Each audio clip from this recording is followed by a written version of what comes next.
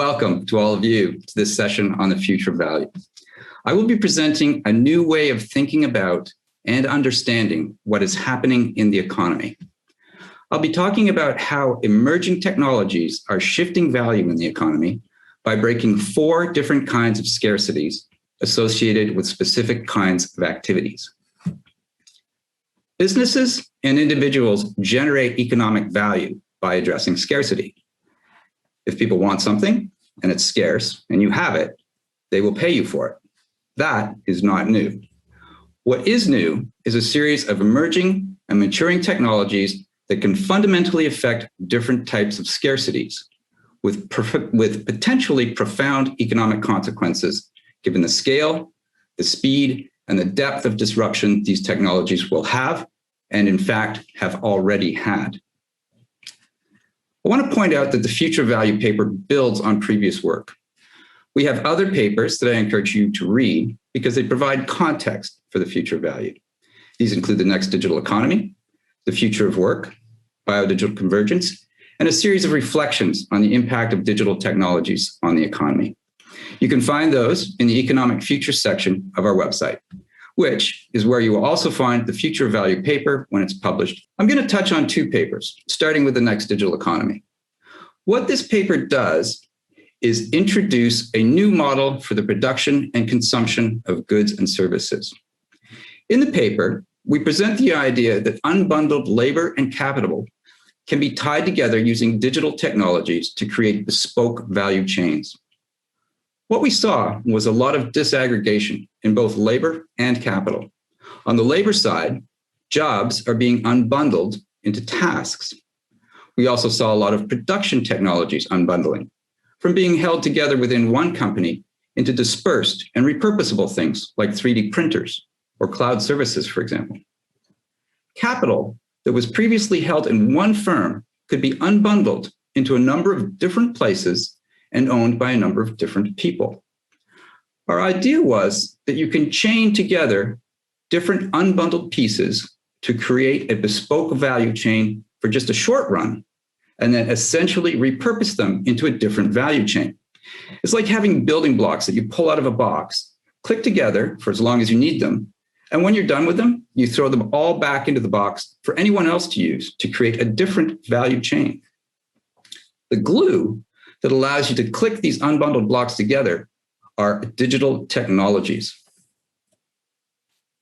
These are the 9 digital technologies that allow this: the Internet of Things, artificial intelligence, robotics, telepresence, mixed reality, synthetic biology, advanced materials, decentralized production, and blockchain. You're going to see these again. We realized that there were a number of policy areas that could be affected by this change in how the economy could be restructuring. These are 10 that we immediately saw as potentially needing a rethink: economic development strategies, employment and skills training, trade, social supports, regulation, environment, tax, fiscal policy, measurement of economic performance using metrics like GDP, and of course, value, which is what we're going to talk about in just a minute or two. In our next paper on the future of work, we took the ideas from the next digital economy and applied them more narrowly to the world of work. In doing that, we surfaced 5 important game changers. The first is that work moves from being long-term and time-based to being temporary and task-based. Most of us are aware that this is happening. This is basically the gig economy and the use of platforms like Uber or Upwork or TaskRabbit. The second game changer is that artificial intelligence and the automation of tasks could put people out of work long before technologies replace their entire jobs. Essentially, AI and automation could take over parts of people's work, but maybe not all of it. But if you take 2 jobs and use AI and automation to do 50% of each job, you only need 1 person to do the work that's still left. The third game changer is that AI decreases the scarcity of knowledge workers, potentially allowing jobless growth in knowledge industries. Now, we should realize that as public servants, a lot of us are actually in the knowledge industry. And so we should expect AI to impact us significantly. In fact, the line I just said was written by GPT-3, an AI that we used to help write this presentation. The fourth game changer is that combined digital technologies could reduce the need for human intermediaries that provide trust and security. Blockchains, in particular, could be really significant in sectors like banking, legal, and also brokerages that play a role in many economic transactions. The last game changer that we saw is that people may work and earn in one place, but live and spend in another. Most of us are teleworking. Many of us are arguably working for an Ottawa-based office, but may not be living in Ottawa. My colleague Claire, who introduced me, sat just across the hall from me when we were in the office. Now she is living and spending in PEI. We used to have to live where we worked. This could be less and less the case, and not only for white-collar workers like us. I'm going to walk through an example that touches on a number of these game changers to demonstrate how it shifts value. Let's look at a complex workplace and task like this one. We have an assumption that it's going to be hard to use robots in complex work environments or for complex tasks, because we assume that the robot has to have all the functionality of the human. It has to be as mobile as a human to get into tight spaces like this. It has to have all the dexterity of a human, as well as the onboard knowledge required to do the repair autonomously. So most of us aren't worried that we're going to be replaced by robots until robots look like this. But let's actually think about what's happening in the previous picture. The person is using expertise. But what is expertise? It's actually two things. It's knowledge, which is knowing what to do, but it's also ability, the capacity to do it. The person not only has to know what wrench to use and what bolt to turn, they also have to have the physical strength and the dexterity to do it. Our assumption is that you can't split the knowledge and the ability, so expertise is always in the same person. But what if you have telepresence? In the video, we showed you an example from the Kruger paper mill, in which a worker is using an augmented reality headset to dial in expertise from somewhere else on the specific thing that they needed to do. What telepresence does is allow you to split knowledge and ability. Whereas previously you had to have them in the same person. In this case, let's say the person in yellow would have been the expert. You can now split them into two people. The red person might have the knowledge side of the perspective, while the green person has the ability side of the expertise. Think about that. Knowledge can be separated from ability. So what are the effects of this? Well, it allows a one-to-many model. In this case, one expert could serve many workers. Rather than having a lot of people with a high degree of expertise, you could have one person with knowledge and a larger number of people with a general level of skill to take care of the ability side. But it also works the other way. A person who has a general set of skills could arguably just connect to whatever expert they needed for the specific knowledge component for a particular task. So it's not just one to many, it also could be many to one. So let's think about this. Knowledge can be anywhere, and you access it only when you need it. Ability can be local and continuously repurposed as necessary by connecting it to a person with the required knowledge. So what are some of the ripple effects? Well, the person with the ability still has to be where the thing needing fixing is, but the knowledge person could be anywhere, and they don't have to travel to do their job.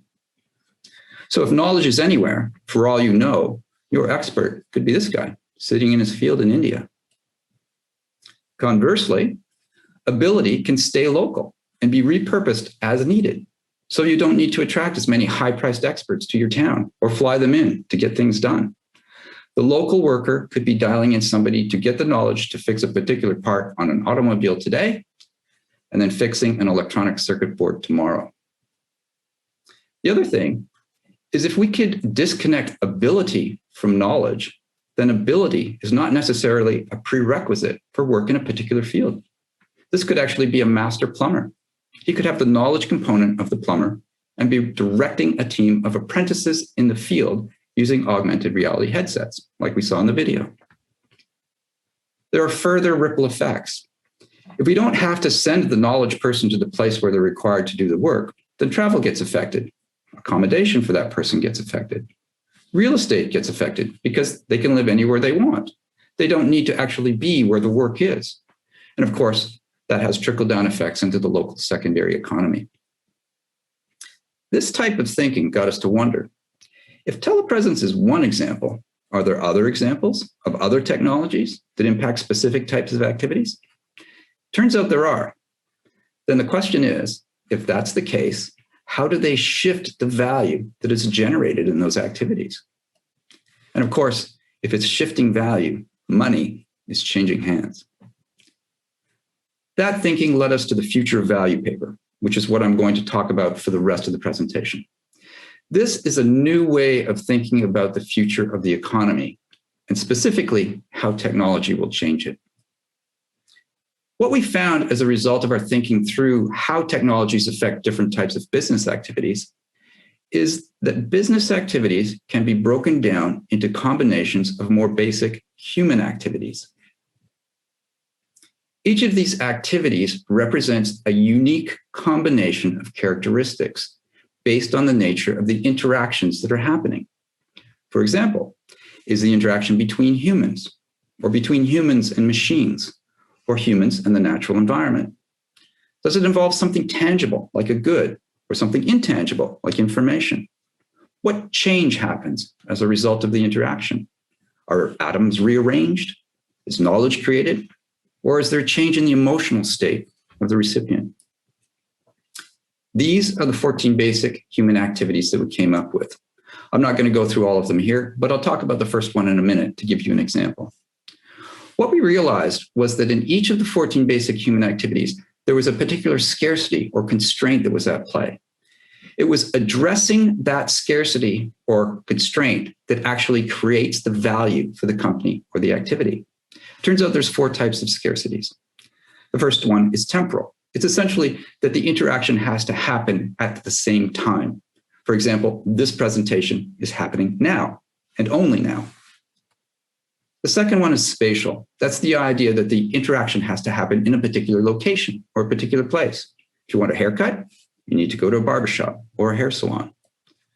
The third one is absolute scarcity. Essentially, there's a limited supply of something in the world. We normally think of natural resources, but it can also be expertise or something like the Mona Lisa.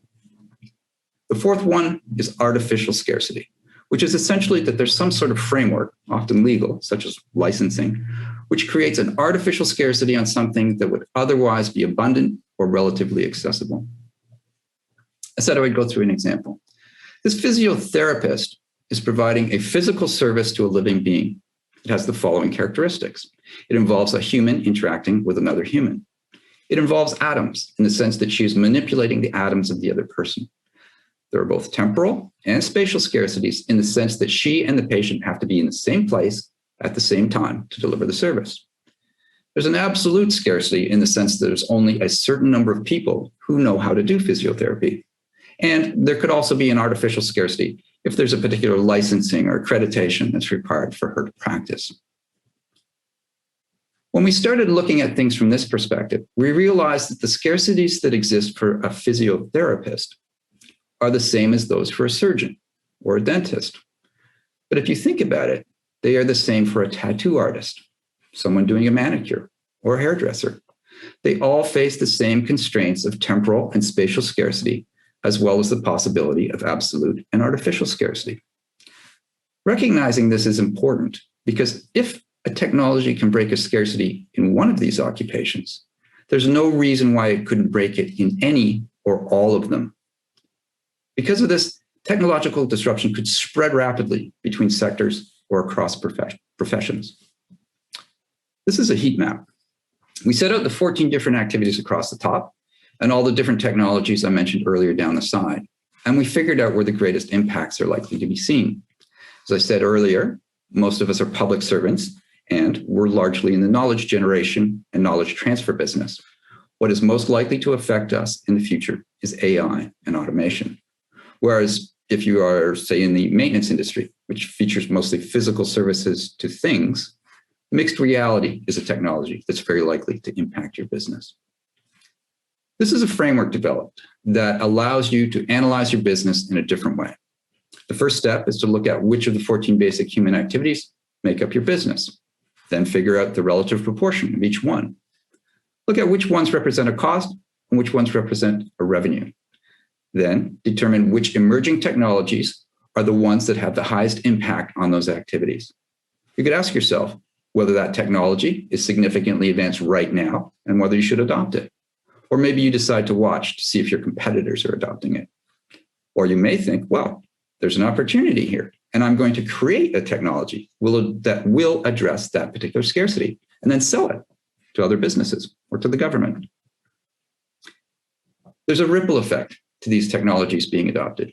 There's the immediate impact of the technology. In our case, Zoom or Feedloop, the telepresence technology we're using right now, is allowing far more people to attend this session than we could have done in our physical offices at Horizons, which are also attending at a significantly lower cost.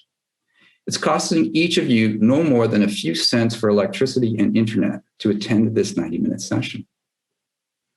But using this technology has ripple effects that spread out through the economy. We're all here in this room for this meeting, but let me ask you, did anyone drive to this meeting? Anyone pick up a coffee on the way in? Anybody get gas? Paying for parking? Planning to go to the office food court for lunch? How about going out for a drink with colleagues after work because we're all downtown? You can see that there's a ripple effect. There's the immediate impact of the technology, in this case, the telepresence technology. But there are ripple effects that spread out through the economy. I ran through some consequences of telepresence technology, but we see similar effects from all of the digital technologies we looked at. So my question is, are we talking about ripples or waves? But people might say, you're being alarmist. Don't worry. We've been through transitions before. Look at the Industrial Revolution. It created all kinds of stuff, all kinds of great jobs. Life is great because of the Industrial Revolution. But let's just think about that for a second. The Industrial Revolution took place over a period of 150 years, and it was not without its challenges. How much do you think this young man is enjoying his Industrial Revolution job? What we're seeing through our work is that the pace of disruption we're talking about is going to be really, really, really fast. We think that the changes that are being brought about in the next digital economy might take place in 15 years rather than 150. 15. In some areas, COVID has actually accelerated change beyond what we had originally expected. So we need to be prepared. I imagine a lot of people are probably feeling a little bit like this right now. A lot of uncertainty just ahead. What we need to do as a government is navigate this change. Let's think about some of the questions that come up when you see these icebergs ahead. What do we need to think about? One is, what types of workers are most likely to be affected? How could those workers be retrained or upskilled? What are some of the implications for economic modeling or industrial development strategies? Are there shifts in value that Canadians want to accelerate or decelerate? Could transformation create vulnerabilities for important areas of the economy? How might shifts in value affect government revenue streams? And could the combination of new technologies allow governments to provide better public services at lower cost? We're a sector too. There's no reason why technologies can't be disruptive to us as well, potentially in a positive way. This is an illustrative picture of the current economic pie. Technological disruptions are going to cause shifts in this economic pie. Relative shares are going to change. We're going to see some new wedges appear, and some wedges are likely to disappear. So maybe it looks like this in the future. But there's another question. Does the pie as a whole get bigger, or does the pie as a whole get smaller? The other question is, where does the pie grow? There is a highly international market now for all sorts of things. So there's no reason to expect that growth is going to happen evenly across the world or that it will favor Canada. Our most recent publication, Reflections, which draws heavily on expertise from Armin Yanlisian, explores these issues in greater detail, and I encourage you to take a look at it. There are going to be winners and losers in the disruption that's coming. So the question is, who reaps the benefits and who bears the costs? Where does the value go? Who gets the money? The value could go to upstream providers like platform companies, the Googles of the world that are providing the AI, or it could go to device manufacturers, the Apples or the Samsungs of the world. It could go to shareholders. If you use technologies to reduce your costs or increase your revenues, but you don't pass that on to consumers in terms of lower prices, there's more profit. That money could go to the shareholders or owners of the company. It could also go to labor. If there's more money on the table, perhaps wages could go up. If it goes to workers, which ones? Does it go to workers in Canada or does it go to workers overseas? And although we don't usually think of it as a payment to labor, it could also go to executive compensation. There could also be money on the table for taxes. Increasing government revenues could help offset some of the costs that might be needed for redistribution as technologies disrupt the economy. And finally, consumers could be winners. If we reduce the cost of producing goods and services and then flow that through to consumers as lower prices, consumers reap the benefits of lower costs across the board for goods and services. So looking ahead, the questions are, where are the surprises? Where are we ready? And where are we not? As a government, we need to be asking these questions. We need to be alive to the disruption that's coming. As public servants, we are going to have to respond. If we think about these changes now, we can reach out into the future and own it. Or we can sit back and wait for the waves to crash across our desks. I know where I want to be, and I hope you will invite us at Horizons to work together with you to figure out what these transformations mean for your areas of responsibility. Thank you for your attention. To learn more about Foresight and read our latest reports, please visit horizons.gc.ca.